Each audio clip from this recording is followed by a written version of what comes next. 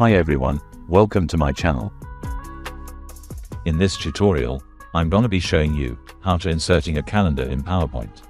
To inserting a calendar in PowerPoint, you can do the following. Open the PPT you want to add the calendar to. Select File tab, then click New. Search for calendars, then select a template what you like. You need internet for the online templates.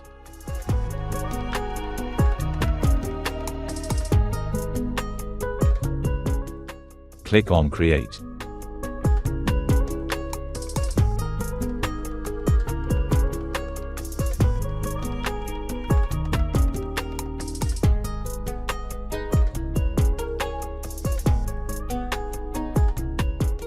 Now you can save as a PPT.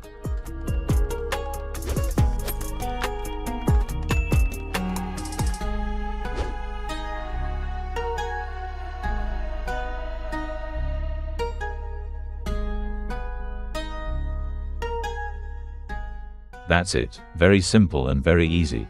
Thanks for watching. Comment below what you'd like to see next. Don't forget to like, subscribe, and hit the notification bell for more.